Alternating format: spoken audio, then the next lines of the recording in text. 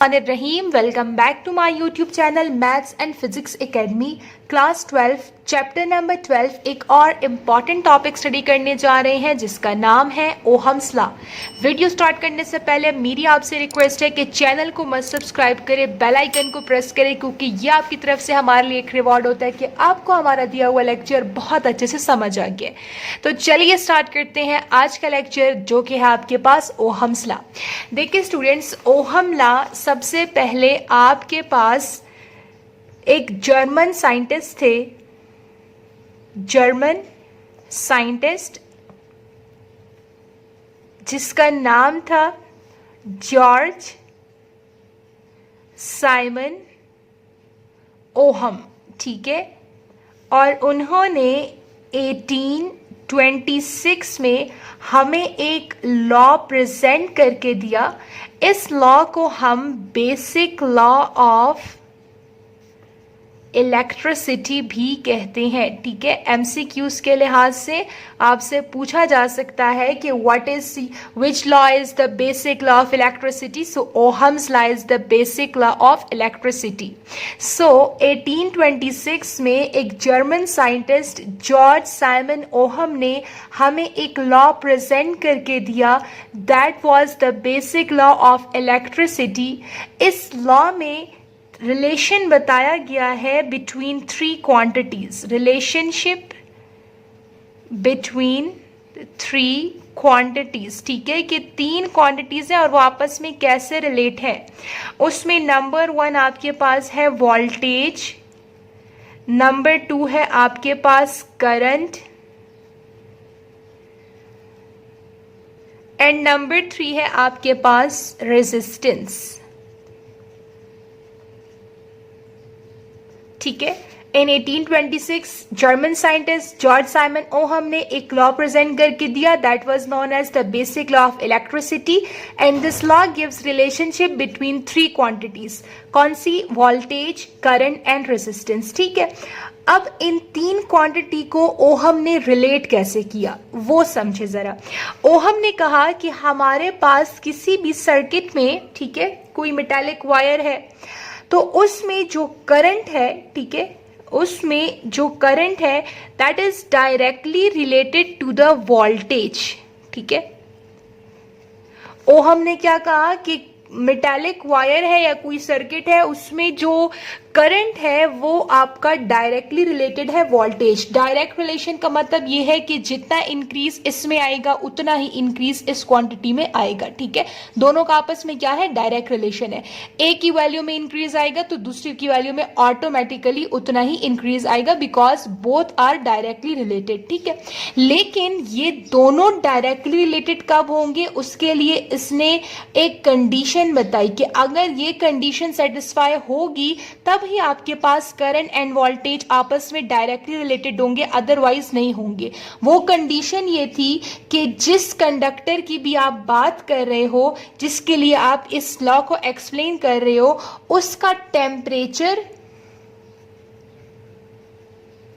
और उसका जो फिजिकल स्टेट है वो आपके पास स्टेट, ठीक है, वो आपके पास चेंज ना हो, नो चेंज, ठीक है।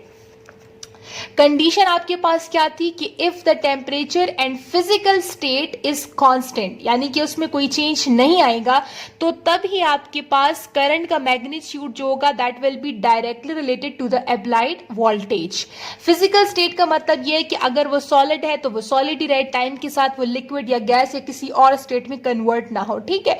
तो according to the Ohm law, Ohm ने हमें यह बताया कि voltage is directly proportional to the current is directly proportional to the applied voltage as long as, जब तक आपके पास temperature and physical state is constant या फिर remains unchanged, ठीक है। तो this is known as Ohm's law।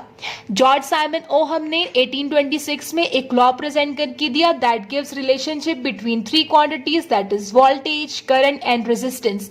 Relation क्या बताया उसने कि current is directly proportional to the applied voltage as long as the temperature and physical state is remain constant, clear हो गया। अब जरा आप इसकी मैथ्स को समझें।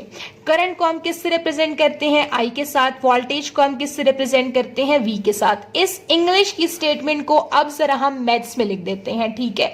करंट की जगह मैंने लिख दिया आई, और वो डायरेक्टली रिलेटेड है किसके साथ? वोल्टेज, जिसको हम लोग वी से रिप्रेजेंट करते हैं, ठीक है। ये आपके पास क्या है? ओहम्स लॉ का इनिशियल एक्सप्रेशन बन रहा है।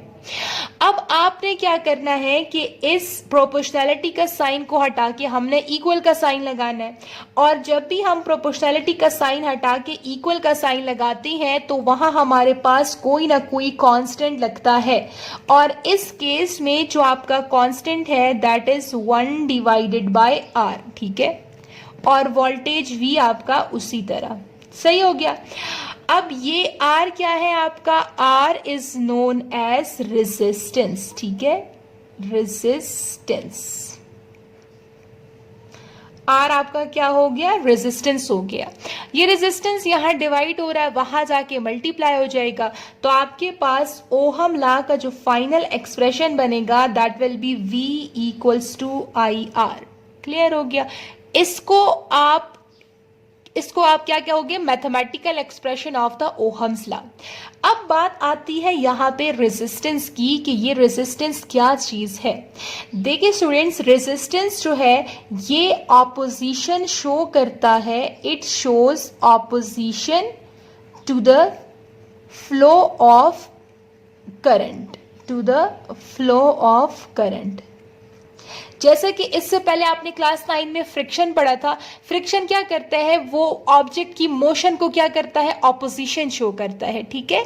ऑब्जेक्ट की मोशन को रोकने की कोशिश करता है। बिल्कुल वैसे ही रेजिस्टेंस का भी ऐसा ही काम होता है कि किसी सर्किट में अगर करंट फ्लो कर रहा है तो रेजिस्टेंस इस फ्लो ऑफ करंट को ऑपोजिशन शो करेगा, यानी कि उसकी मोशन को रेजिस्ट करेगा, उसकी मोशन को रोकने की कोशिश करेगा, तो उसको हम क्या कहते हैं? रेजिस्टेंस कहते हैं। इससे आपको क्या पता चल रहा है कि रेजिस्टेंस और करंट आपस में क्या है? इनवर्स रिलेटेड है। जितना ज्यादा रेजिस्टेंस होगा उतना ज्यादा ही फ्लो ऑफ करंट को ऑपोजिशन शो होगा, तो उतनी ही करंट की वैल्यू कम होगी, और अगर कितना कम रेजिस्टेंस है उतना ही फ्लो ऑफ करंट को कम रेजिस्टेंस शो होगा, तो उतना ही आपके पास करंट का फ्लो क्या होगा? ज्यादा होगा। Is it clear to all of you? ठीक है। जॉर्ज साइमन ओहम ने 1826 में एक लॉ प्रेजेंट करके दिया जिसको हम लोग ओहम लॉ कहते हैं, जिसके मुताबिक करंट जो है वो डायरेक्टली प्रोपोर्शनल है वोल्टेज के, जब तक कि आपके पास टेम्परेचर और फिजिकल स्टेट क्या हो? चेंज ना हो, कांस्टेंट हो। ठीक हो गया। तो चलिए स्टार्ट करते हैं थ्योरी से। Ohm's law state that magnitude of current in metals is proportional to the applied voltage as long as temperature and physical state kept constant। ठीक है। मैग्नीट्यूड ऑफ करंट जो है मेटल्स के अंदर, क्योंकि मेटल्स के अंदर फ्री इलेक्ट्रॉन्स होते हैं और जहां फ्री इलेक्ट्रॉन्स होते हैं वहां पर ही आपके पास करंट होता है, जब वो फ्री इलेक्ट्रॉन्स मोशन कर रहे होते हैं। ठीक है। तो करंट जो है it is directly proportional to the voltage, जब तक कि आपने टेम्परेचर और फिजिकल स्टेट को कांस्टेंट रखा हुआ है। क्लियर है। मैथमेटिकली आप देखिए जरा, इनिशियली हमने क्या कहा कि voltage is directly related, current is directly related to the voltage. Proportionality का साइन हटाएंगे तो एक कांस्टेंट लगेगा, और इस केस में जो हमारा कांस्टेंट है that is 1 divided by R, where R is the resistance. ठीक हो गया। और ये आपका क्या है? कांस्टेंट है। इधर आपका क्या है? कांस्टेंट है, और ये कांस्टेंट का नेम क्या है? ये रेजिस्टेंस नेम है। यहां से अगर आर डिवाइड हो रहा है वहां मल्टीप्लाई होगा, तो जो final form of Ohm law बनेगी that is V equals to IR, where V is the voltage, I is the current, R is the resistance. और हमने बहुत ही स्टार्टिंग में यही बताया कि ओहम लॉ हमें इन तीनों के दरमियान रिलेशन निकाल के देता है। कुछ मेन पॉइंट्स है आपके ओहम लॉ से रिलेटेड। फर्स्ट है आपके पास कि Ohm's law is the basic law of electricity. बहुत ही स्टार्ट में मैंने आपको बताया कि ओहम लॉ जो है it is the basic law of electricity. MCQs के हवाले से इट्स एन इंपॉर्टेंट पॉइंट, तो इसको आप नोट डाउन कर लें कि ओहम लॉ जो है ये इलेक्ट्रिसिटी का बेसिक लॉ है। अब यहाँ पे जो आपको ये रेजिस्टेंस नजर आ रहा है ये किन चीजों पे डिपेंड करता है? तो resistance depend upon the nature, dimensions and physical state of the conductor. जिस कंडक्टर के लिए आप ओहम लॉ को अप्लाई कर रहे हो उस कंडक्टर में जो रेजिस्टेंस होगा वो किन चीजों पे डिपेंड करेगा, वो नेचर ऑफ द कंडक्टर पे डिपेंड करेगा, वो dimensions of the conductor, dimensions mean कि उसकी लेंथ कितनी है, विड्थ कितनी है, एरिया कितना है, वॉल्यूम कितना है, तो वो उसके पे भी डिपेंड करेगा। एंड फिजिकल स्टेट, वो जो कंडक्टर है वो किस स्टेट में मौजूद है, वो मैटर के किस स्टेट में मौजूद है, तो ये जो रेजिस्टेंस है ये इस पे भी डिपेंड करता है। तो रेजिस्टेंस किन चीजों पे डिपेंड करता है, नेचर पे डिपेंड करता है, डायमेंशंस पे, and the third one is physical state of the conductor पे डिपेंड करता है। कुछ लिमिटेशंस है ओहम लॉ की। ओहम लॉ सिर्फ उन कंडक्टर्स के लिए एप्लीकेबल है जहां पे टेम्परेचर कांस्टेंट रहे, क्योंकि उसकी डेफिनेशन में भी तो हम यही कह रहे हैं ना, ये यहां से देखिए आप कि as long as temperature is constant. अच्छा, वैसे एक सवाल पैदा होता है कि टेम्परेचर को कांस्टेंट हम क्यों रखते हैं। देखिए स्टूडेंट्स, ये आपके पास एक कंडक्टर है, ठीक है, और इस कंडक्टर के अंदर लेट से फ्री इलेक्ट्रॉन्स है, ठीक है, मैं से फ्री इलेक्ट्रॉन्स की बात करती हूँ, क्योंकि आपको पता है जब इलेक्ट्रॉन्स मोशन कर रहे होते तभी आपके पास करंट आता है ना। और आप क्या कर दो, यहां से इसका टेम्परेचर हमने क्या कर दिया, बढ़ा दिया। यहां से जैसे ही मैंने टेम्परेचर बढ़ा दिया तो इन फ्री इलेक्ट्रॉन्स को मिल जाएगी एनर्जी, और जैसे ही इनको एनर्जी मिलेगी तो ये अब ग्रेटर एनर्जी के साथ मोशन करेंगे। पहले कम एनर्जी के साथ कर रहे थे रैंडमली मोशन, लेकिन टेम्परेचर की वजह से इनको हीट एनर्जी मिल गई है, जिसकी वजह से अब ये ज्यादा एनर्जी के साथ मोशन करेंगे। जब इनकी एनर्जी ज्यादा हो जाएगी तो जब ये आपस में कोलिजन करेंगे तो वहां पे इनकी कोलिजन क्या हो जाएगी, वो तो ग्रेटर एनर्जी की वजह से होगी ना, तो फिर वहां पर क्या हो जाएगा, रेजिस्टेंस में इंक्रीज हो जाएगा। ठीक है, टेम्परेचर के बढ़ने की वजह से एनर्जी में इंक्रीज होगा, एनर्जी की इंक्रीज की वजह से ये जो फ्री इलेक्ट्रॉन्स है वो ग्रेटर एनर्जी के साथ कोलाइड करेंगे और इन रिजल्ट आपके पास जो रेजिस्टेंस है वो इंक्रीज हो जाएगा। सिंपल अल्फाज में आपको समझाऊं तो टेम्परेचर इंक्रीज करने की वजह से रेजिस्टेंस इंक्रीज होता है, और अगर रेजिस्टेंस इंक्रीज हो गया फिर तो करंट डिक्रीज होगा ना, क्योंकि करंट और रेजिस्टेंस का तो आपस में क्या है, इनवर्स रिलेशन है। समझ आ रही है? तो जो ओहम्स लॉ है ये सिर्फ उन मटेरियल्स के लिए एप्लीकेबल है जहां पर रेजिस्टेंस चेंज ना हो, रेजिस्टेंस कांस्टेंट रहे, और अगर किसी मटेरियल में रेजिस्टेंस चेंज हो रहा है तो वहां भैया आप ओहम्स लॉ को अप्लाई नहीं कर सकते। तो आप कह सकते हो कि आपके पास एक लिमिटेशन है ओहम लॉ की कि Ohm law is not applicable for time varying temperature, यानी वो टेम्परेचर जो टाइम के साथ चेंज हो रहा होता है। Ohm's law is only applicable for metallic conductors. Metallic conductors में क्या होते हैं, मेटल्स ना, मेटल्स के अंदर क्या होते हैं, फ्री इलेक्ट्रॉन्स होते हैं, तो फ्री इलेक्ट्रॉन्स की वजह से ही तो आपके पास करंट होता है। तो इसलिए Ohm's law जो है ये सिर्फ और सिर्फ मेटालिक कंडक्टर्स पे ही एप्लीकेबल होता है। ये दो आपके पास लिमिटेशंस आती हैं Ohm's law की। अब आपके पास होते हैं टू टाइप्स ऑफ मटेरियल्स। एक आपके पास होते हैं ohmic materials and other ones are called non ohmic materials. पहले ओहमिक मटेरियल को समझें। ओहमिक मटेरियल्स वो मटेरियल्स होते हैं जो कि इस ओहम लॉ को ओबे करते हैं। Those materials which obey Ohm's law are called ohmic material। बहुत ही सिंपल अल्फाज में भैया कि वो मटेरियल्स जो इन ओहम लॉ को ओबे करेगा उन मटेरियल्स को हम क्या कहेंगे, ओहम्स लॉ कहेंगे। तो ओहमिक मटेरियल्स के लिए अगर हम ग्राफ की बात करें, ठीक है, हम ग्राफ ड्रॉ करते हैं अगेंस्ट करंट अगेंस्ट वोल्टेज का। ठीक है, अब जैसे जैसे आप वोल्टेज की वैल्यू बढ़ाओगे वैसे वैसे ही करंट की वैल्यू में भी इंक्रीज आएगा, लेकिन ये जो इंक्रीज होता है ये लीनियर इंक्रीज होता है। ठीक है, लीनियर इंक्रीज का मतलब ये है कि आपको मिलने वाला स्लोप जो होगा वो बिल्कुल क्या होगी, स्ट्रेट लाइन होगी। इसका मतलब ये है कि जितना वोल्टेज इंक्रीज हो रहा है उतना ही आपका करंट इंक्रीज हो रहा है। जैसा कि आप इस डायग्राम से देखें, यहां पे हमने वोल्टेज लिया, यहां पे हमने करंट, कुछ मैंने वैल्यूज खुद से एज्यूम कर लिए कि let's say this is 5 volt, 10 volt, 15 volt, 20, and यहां भी 5, 10, 15, 20। अब अगर 5 वोल्ट इंक्रीज इन वोल्टेज है तो 5 एम्पेयर करंट होगा। अगर 10 volt increase in the voltage है तो यहाँ पे मिलने वाला करंट भी 10 एम्पेयर होगा। अगर 15 वोल्ट मिलने वाला वोल्टेज है तो यहाँ से मिलने वाला करंट भी 15 एम्पेयर होगा। एंड सिमिलरली अगर 20 वोल्टेज है तो आपका मिलने वाला करंट भी 20 एम्पेयर होगा। तो अगर आप इन पॉइंट्स को मिला ले तो आपको एक स्ट्रेट लाइन मिलेगी। तो फॉर ओहमिक कंडक्टर्स जो आपका ग्राफ होगा इसमें लीनियर इंक्रीज जो होगा, लीनियर इंक्रीज का मतलब ये है कि यहाँ पे आपको मिलने वाला स्लोप आपका क्या होगा, स्ट्रेट लाइन होगी आपकी स्लोप की, ठीक है। So for ohmic conductors graph between current and voltage is a straight line where straight line shows a linear increase. Ohmic conductor clear है। अब नेक्स्ट सेक्शन में जाते हैं जहां पे हम स्टडी करेंगे नॉन ओहमिक मटेरियल्स। तो जी स्टूडेंट्स, अगर अभी तक आपने मेरा चैनल सब्सक्राइब नहीं किया तो सबसे पहले मेरा चैनल जाके सब्सक्राइब कर लें। सेकंड आपके पास आता है नॉन ओहमिक मटेरियल। इसके नाम से ही जाहिर है कि ये वो मटेरियल्स होते हैं जो कि ओहम्स लॉ को ओबे नहीं करते। So those materials that doesn't obey Ohm's law are called non ohmic materials, ठीक है। अच्छा, वैसे ये ओहम लॉ को ओबे क्यों नहीं करेंगे? ये ओहम लॉ को ये इसलिए ओबे नहीं करेंगे कि इनके टेम्परेचर में कोई ना कोई चेंज आएगा या इनकी फिजिकल स्टेट में कोई ना कोई चेंज आएगा जिसकी वजह से ये ओहम्स लॉ को ओबे नहीं करते। और अगर ये ओहम लॉ को ओबे नहीं कर रहे इसलिए हम इनको नॉन ओहमिक मटेरियल्स कहते हैं। अब आपकी बुक में कुछ types of non ohmic materials दिए गए हैं जिसमें पहला आता है आपके पास फिलामेंट बल्ब।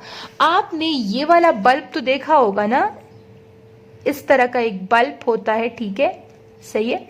और हमने क्या कर दिया कि मैंने इस बल्ब को, ठीक है, एक वोल्टेज सोर्स के साथ कनेक्ट कर दिया, सही हो गया। अब यहां से पॉजिटिव चार्ज जाएंगे ऐसे, और जैसे ही यहाँ से गुजरेंगे तो आपका ये जो लाइट है ये ग्लो करना शुरू कर देगा, सही हो गया। और इस तरीके से ये सर्किट में फ्लो ऑफ चार्जेस हो रहे हैं और ये जो लाइट है ये आपका ग्लो करना शुरू कर देता है। लेकिन फिलामेंट बल्ब में होता क्या है, जब आप इस बल्ब को कुछ टाइम बाद हाथ लगाएंगे तो आपको यहाँ पे हीट महसूस होगी, यानी कि अब टेम्परेचर सेम नहीं रहा, टेम्परेचर जो है वो तो चेंज हो गया है, क्योंकि इनिशियली तो बल्ब गर्म नहीं था ना।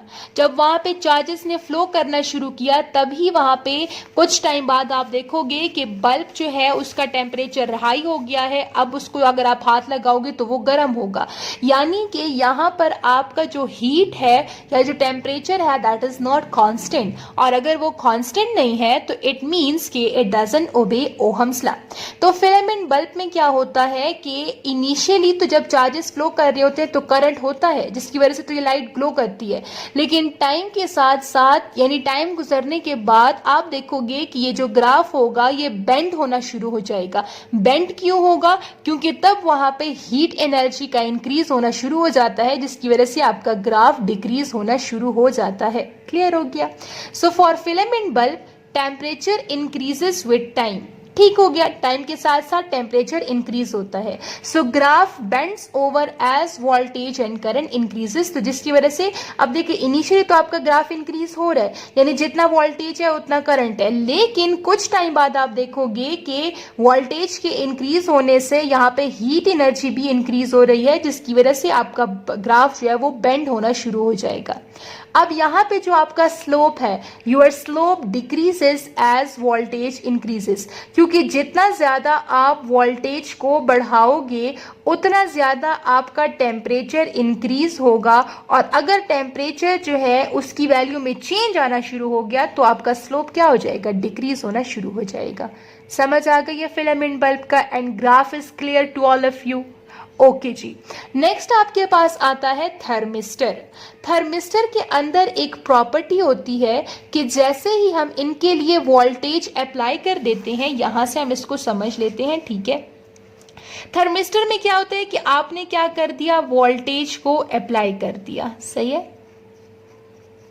जैसे ही आपने वोल्टेज को अप्लाई कर दिया, लेट से मैं ये एक मटेरियल बना लेती हूं, ठीक है, इसके अंदर है एटम्स, ऐसे ही है। यहां से मैंने इसका वोल्टेज अप्लाई कर दिया, ठीक है, ये ऐसे कर देते हैं, ठीक है, यहां से मैंने वोल्टेज, जैसे ही मैंने यहाँ वोल्टेज अप्लाई कर दिया तो ये जो एटम्स है ये कौन सी एनर्जी लेंगे, इनको तो हीट एनर्जी मिल जाएगी ना, जैसे हमने पिछले वाले केस में देखा। जैसे ही इनको हीट एनर्जी मिल जाएगी तो इसके अंदर जो इलेक्ट्रॉन्स है वो इस एनर्जी को एब्जॉर्ब कर लेंगे और एटम से बाहर हो जाएंगे, बाहर निकल आ जाएंगे, फ्री इलेक्ट्रॉन्स बन जाएंगे, ठीक है। बात समझने की कोशिश कर रहे हो। आपने वोल्टेज अप्लाई किया, वोल्टेज अप्लाई करने के बाद क्या हुआ कि हीट एनर्जी एब्जॉर्ब की, एटम्स ने हीट एनर्जी एब्जॉर्ब करने के बाद वहां जो इलेक्ट्रॉन्स है वो फ्री होके बाहर निकल आते हैं। अब वो as a free electrons behave करते हैं, एटम से बाहर निकल आते हैं। जैसे ही आप वोल्टेज बढ़ा रहे हो, हीट एनर्जी इंक्रीज हो रही है, तो आपके जो फ्री इलेक्ट्रॉन्स की तादाद है, फ्री इलेक्ट्रॉन्स की तादाद क्या हो जाएगी, इंक्रीज होना शुरू हो जाएगी टाइम के साथ साथ, ठीक है। और अगर आपके फ्री इलेक्ट्रॉन्स की तादाद ज्यादा हो गई है, इसका मतलब है कि अब यहाँ पे करंट क्या हो जाएगा, करंट की वैल्यू में इंक्रीज आना शुरू हो जाएगा।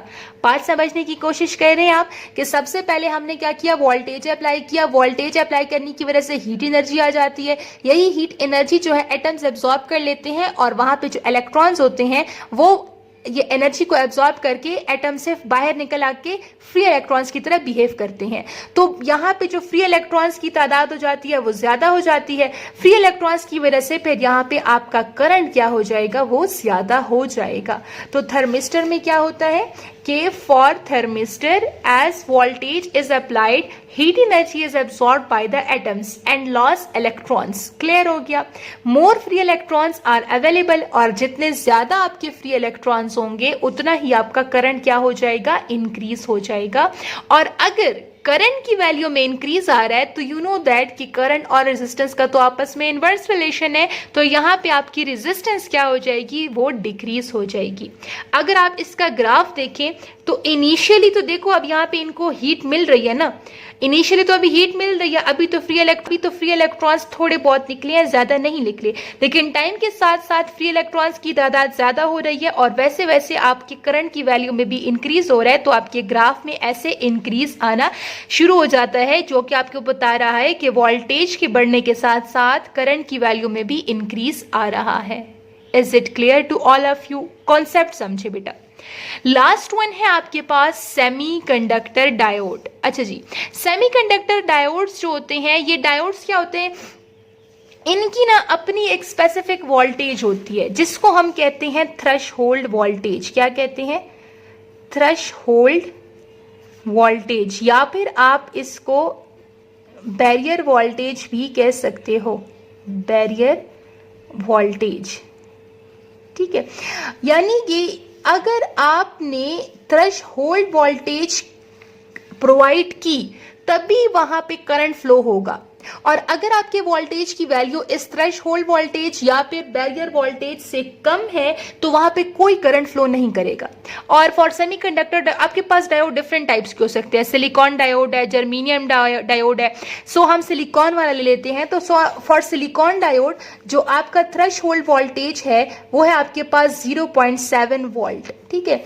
ये वो मिनिमम या आप मैक्सिमम जो भी कह दो, ठीक है, ये वो मैक्सिमम वोल्टेज है कि अगर इतना वोल्टेज आप प्रोवाइड करोगे तभी वहां पे करंट फ्लो करेगा, अदरवाइज वहां पे कोई करंट फ्लो नहीं करेगा। यानी कि अगर आपकी वोल्टेज की वैल्यू 0.7 वोल्ट से कम है, यानी कि बैरियर वोल्टेज या फिर थ्रेशहोल्ड वोल्टेज से कम है, तो वहां करंट फ्लो नहीं करेगा। लेकिन अगर आपकी जो वोल्टेज है वो 0.7 वोल्ट से ज्यादा है तो तभी आपका करंट फ्लो करेगा। ये जो 0.7 वोल्ट है इसको हम बैरियर वोल्टेज या फिर थ्रेशहोल्ड वोल्टेज कहते हैं, ठीक है।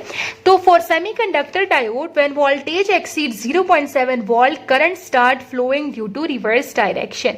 अगर आप इसका ग्राफ देखें, अब देखिए इनिशियली आप वोल्टेज बढ़ा रहे हो लेकिन अभी तक 0.7 वोल्ट नहीं मिला।